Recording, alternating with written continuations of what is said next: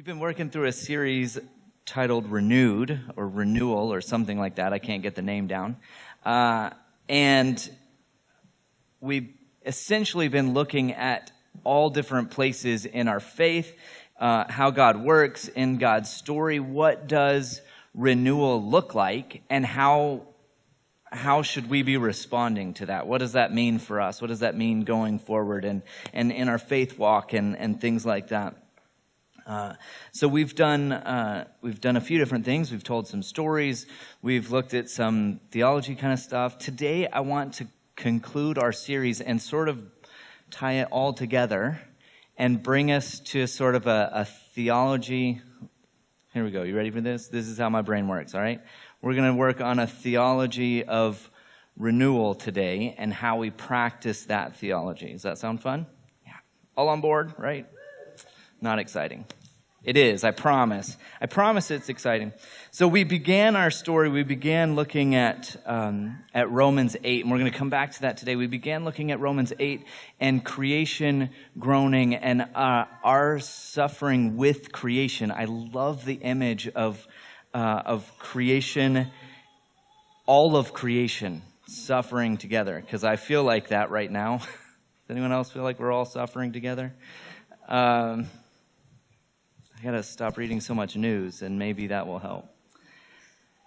But all of creation suffering together, and we think about the world, and we look out into it, and Romans, Paul gives us this idea, this sort of image of all of us together on the same page, all of everything, all of the cosmos, and this beautiful, grand image of all of the cosmos in this, whatever it is, together. And I love the image. And we moved on from there to look at our own spiritual journey and the process of renewal and the process of some of the ups and some of the downs and the highs and the lows. And we told some of those stories. Nathan helped us with that downswing moment of what faith and what the world looks like. We can't expect it all to be high, even though sometimes we get this idea that because we're Christian or because we go to church or something that it's all upswing and that it's only getting better and better. And the reality is God doesn't make that promise. And if we expect that, if we count on that, we're looking forward to something that we're constantly going to be disappointed in. And not only that, that removes us from the communal process of suffering, the communal process of being together and the highs and lows with one another.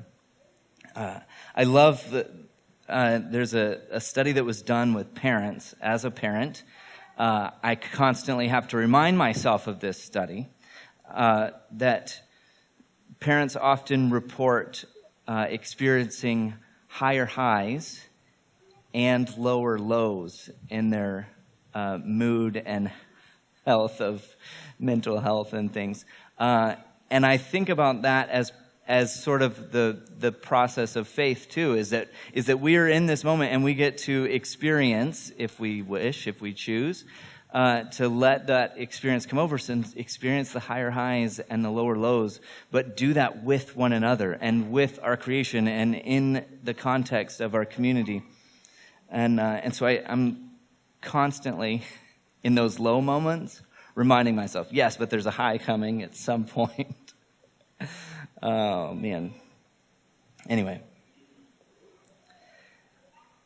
We actually took a week, and this was a first. We took a week and just did a meditation and just let our bodies and our minds and our spirits sort of be renewed in the process of just sitting still. Instead of talking about renewal, we tried to practice it. And we carried that forward to talk about Sabbath and all of the expectations that come in the Sabbath and working and God completing God's work in the moment of Sabbath, in the moment of rest, and everything that comes with that in the place of renewal. And then we took that one step further to talk about shalom and God's peace. And and testing that on the margins and in the places of injustice. And what are we called to be and do, and how does restoring God's order and God's peace and God's justice fit into the role of being Christian? And last week I told a few stories on hope coming out of the homeless camp in Maple Ridge. And in sort of that shared story of it's not all ups, this Tuesday, a young gentleman that is always at the homeless camp, doesn't live there. He goes to help. He fixes things. He helps them with different needs that they have and things like that. Was discovered in his home alone this past week, having overdosed. And so you're reminded of this communal suffering, and at the same time the communal joys of everything that comes with hope and renewal. So I want to come back to Romans today. And I think in that, just that quick rundown of everything we've been through, because I think we could have just kept the series renewal and we could have never done anything else because everything comes back to this. I think we see how pervasive the theme of renewal is, both in God's story, in our own faith process, our own faith journey, in the text and in the order of creation and hope going forward. Everything points toward renewal. And as we begin to notice and see those cycles, I think our understanding of hope and our understanding of how we express our faith begins to change and shift in that. So, how do we discover a theology that drives our interaction with the world? That is this renewal process. What does this look like? I think that's what Paul's trying to do in this Romans 8 passage. And so we're going to open that up again today and close here with Romans 8. And let's pull that up.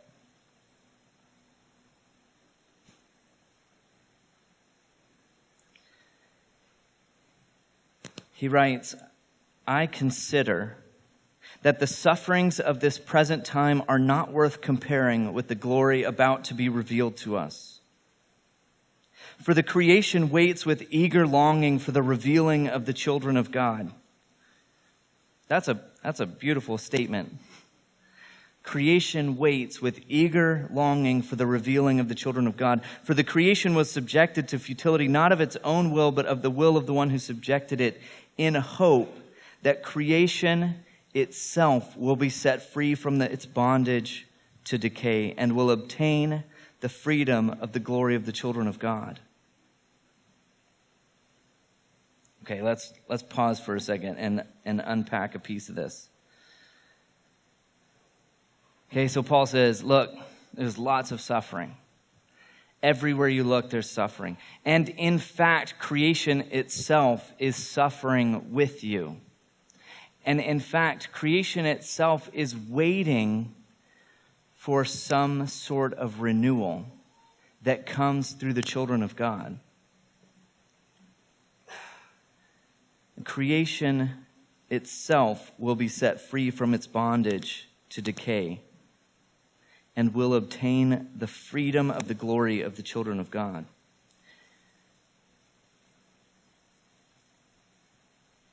Okay, first things first, creation waits. And I think this is the first glimpse of where we step in. And what this series has really been about is creation waits for the children of God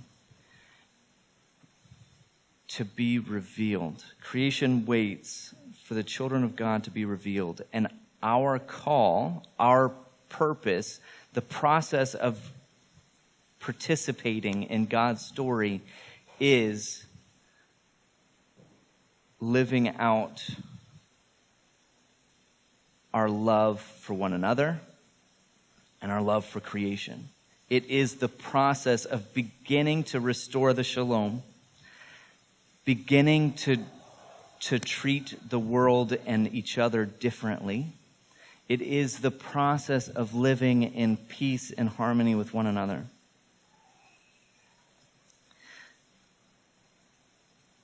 For creation to be set free from its bondage to decay, and will obtain the freedom of the glory of the children of God. And we know that the whole creation has been groaning in labor pains until now. And not only the creation, but we ourselves who have the first fruits of the Spirit groan inwardly while we wait for the adoption, the redemption of our bodies. So we started with that up and downswing. Paul is speaking directly to that downswing, because he doesn't want you to think that for a moment that because you are a Christian or because you have figured something out that you are going to be removed from the suffering that we're all experiencing, or that all of creation is experiencing. So the statement is, I think you may have this idea that you get to avoid this suffering, but listen, you also, or we ourselves who have the first fruits of the Spirit, groan inwardly while we wait for the adoption, the redemption of our bodies. For in hope we were saved. One translation has this, for in this hope we were saved. And the distinction there is, what hope are we talking about? And it is the hope of the renewal of creation. In this hope, we were saved. In this hope that we could participate in God's story, that we could take part in restoring creation. Remember, Paul always has his feet in two worlds? We've done this a few times. I stand over this line right here, like you can see that, and pretend like we've got one foot in the here and now. Which way is that for you? Like we've got one foot in the here and now and one foot in a future glory. And what Paul is asking us right in this Romans 8 passage is to recognize both that, one, we are currently experiencing with all of creation a suffering. Two, we are looking toward a future hope. But we don't stop there.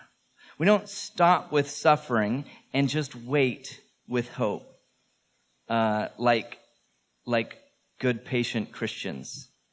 It's not like the capital P song. Anyone? Yeah? Okay, I got one. It's worth it. It's not this good Christian patience that we're waiting in suffering. In fact, the next line, but if we hope for what we do not see, we wait for it with patience, is missing a piece in the English translation. It better be translated, we hope with perseverance, which implies an active resistance to the world of suffering. It implies an active resistance to the world of injustice. It implies that we are not just standing here waiting for some future day, but that we are actively participating in restoring creation to its purpose and to its place of harmony and peace. That's that side of the foot, or whatever, or step, or something. That's that first world. It isn't just waiting in hope. It is acting toward, and one commentator puts it this way. I'm going to read this word for word because I think this is really a beautiful way to put it. Creation is groaning, okay? That's the word from the text. Groaning for the human race to reassert a righteous form of dominion, pointing us toward the revelation of the children of God in a new creation. And so we're not just hoping for the new creation. We're not just waiting for the new creation. We are called to reassert, to reassert a righteous form of dominion over the land and creation. Dominion has this negative context, and when we read Genesis 1, where that's pulled from, go and have dominion over the earth, we have this understanding that I'm from Texas. I grew up with an understanding that we have dominion over the land, over the earth. And it has a different connotation in Texas when you tote your guns everywhere. The dominion has a different meaning.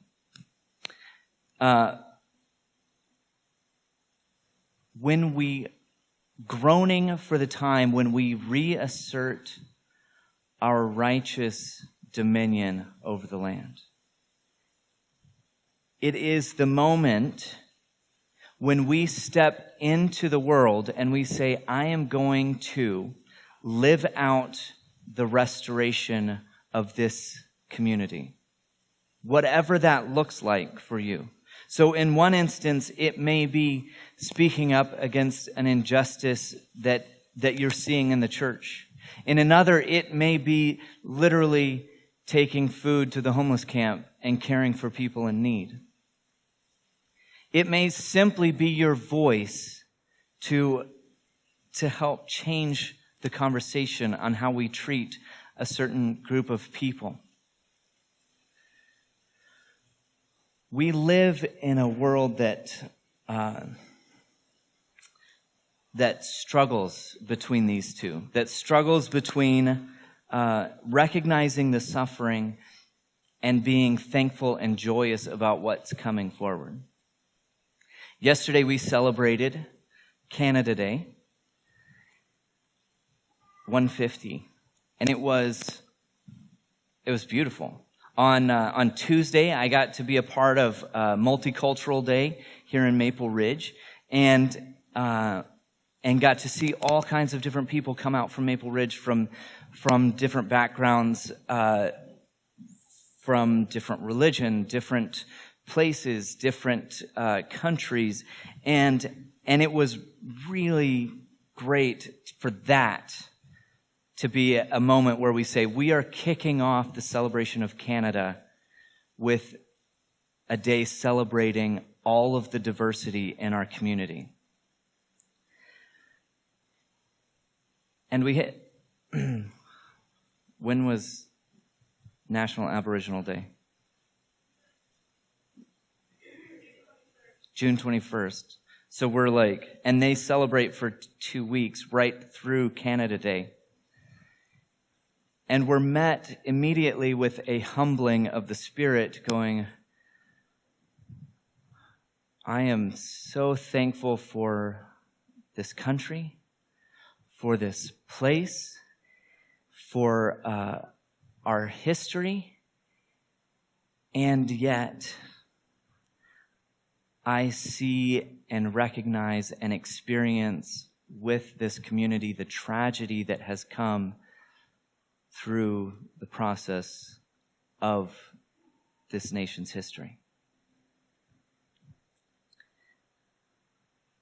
Our purpose is to live into those together. It is to recognize both the suffering and the graciousness of that which we have. It is the willingness to be in those places and to say, I'm going to go into this community, or I'm going to go into my family or into my workspace, and I am going to live out the restoration or the renewal to begin repairing the world that I live in. And maybe that's family. Maybe it's in our community. Maybe it's in your workplace. Maybe it's on Facebook. Although I think we should probably agree that getting off of Facebook and into the face-to-face world is a good thing. This is the theology of renewal. And this is what Paul is speaking to. This is why he has 2 feet in both sides. And it's not a conflict. It's not a conflict for him to say, go and live your faith in a way that undoes the system and lifts people up out of injustice and addresses power and control where it shouldn't have power and control. Go and live that out here as we wait with perseverance for a new creation. And your role is to point toward that new creation. Let's not have any grandiose ideas. You can if you like. That we're going to bring to fruition a perfect world. Sounds awesome. Ideally, that's what we're doing. But let's start with just pointing toward that new world. This is our theology of renewal, a theology that drives our interaction with the world, a theology that reads into this hope with perseverance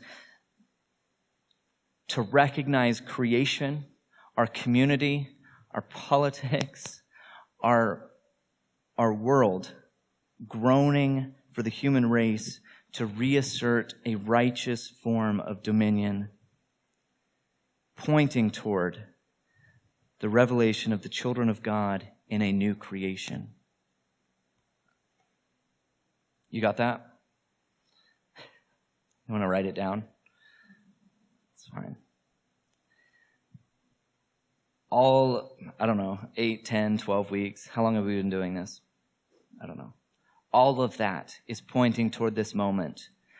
The renewal of ourselves, the renewal each week on Sabbath and taking a rest, the renewal in the process of meditation or prayer or however you renew yourself on a daily basis or reading, the renewal of all of creation in a seasonal process where we see decay and rebirth and new life. All of this is pointing us toward a creation with perseverance, longing and pointing toward new life, a new creation.